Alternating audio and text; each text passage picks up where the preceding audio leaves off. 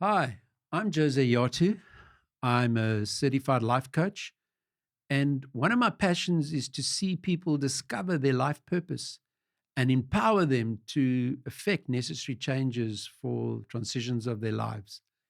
In these sessions, I want to help you understand the transition process and realize that it's normal and even healthy to go through the phases of transition.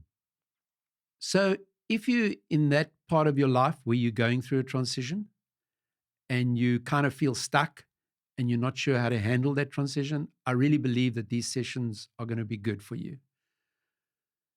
Life transitions are changes in your life that require you to adapt and adjust. And transitions are difficult for anyone to go through because they cause us to question our identity and they challenge our view of the world around us. And these changes force us to take stock of everything that we've done up until that point. Transitions offer an opportunity for positive change. And if you're willing to embrace it, but only if you have the right tools at hand, then you can go through these transitions. There are many different types of life transitions. Some are more common than others, but it's important to remember that each one is unique in its own way. In my own life, I've gone through many transitions. And over the years, as I've counseled and even lately coached people, I find they're also going through transitions. And some of us face these transitions with an initial sadness, but then we move on to the new chapter in our lives with expectation and also anticipation of what's going to happen.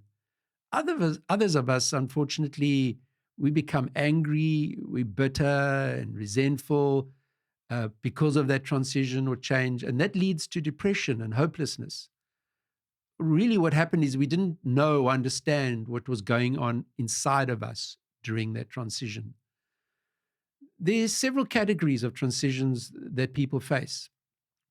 Becoming old, losses of relationships, changes in our home life, personal changes as we grow, changes in our work, changes in our finances, as well as spiritual awakenings or deepening psychological insights that we have, changes in our self image or values, discovery of a new dream or the abandonment of an old one. The stress of transition, as well as other stresses in life, affects us psychologically and physically, affects our well being. And we need to learn to manage that stress, or it will manage us and will keep us from effectively moving through the stages of transition. So, transition and change are not to be viewed as enemies, but rather as friends and even as agents of God in His hands as He works in our lives. We are in transition throughout our lifetime. I believe that for the believer and a follower of Jesus who goes through transition, it's really a work of transformation. And the day the Lord Jesus moved into our lives and brought us from death to life spiritually, we have been from that day in the process of transition and therefore transformation. And this will continue until He returns for us. God also orchestrates changes through our work or through ministries that He entrusts to us. And we must remember that He is sovereign and that it's His work, it's His ministry that He has entrusted to us. The what, the when, the where, the why are all in His hands. And we are serving at His convenience wherever He places us and for how long. Somehow in this whole process, we learn and we gain a new perspective on what the sovereignty of God means. We learn to embrace His sovereign design in our lives because we are human, however, the process is not always an easy one. So I just want to mention three phases of a successful transition that we will be looking at in the further sessions. Firstly, there's an ending. Secondly, a neutral zone. And thirdly, a new beginning. We may make choices that put us into the transition process, or it may be events seemingly caused by others that put us into transition. We must come to a realization that the sovereign God allowed the upheaval in our lives that has catapulted us into those transitions. There are 4 rules that apply to being in transition, and these are: rule number 1, when you're in transition, you find yourself coming back in new ways to old activities. Number 2 is every transition begins with an ending. We have to let go of the old thing before we can pick up on the new one, not just outwardly, but inwardly, where we keep our connections to people and places that act as definitions of who we are. Rule number 3, although it is advantageous to understand your own style of endings, some part of you will resist that understanding as though your life depended on it. Rule number 4 is that first there is an ending, then there's a beginning, and there's an important empty or fallow time in between. That is the order of things in nature even. Autumn, winter, and then the green emerges.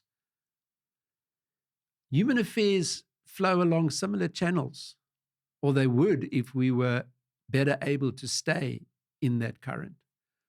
But endings, unfortunately, they make us fearful. They break our connection with the setting in which we have come to know ourselves. Growing frightened, we are likely to try and abort this 3-phase process of ending, lostness, and beginning. We might even twist this pattern around so that beginnings come first and then endings. The problem is then what? When we turn things around in that way, transitions become unintelligible and even frightening.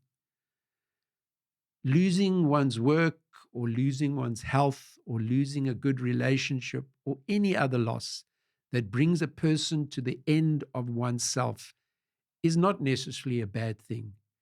In fact, it's an opportunity for God's grace and work to come into operation in our lives.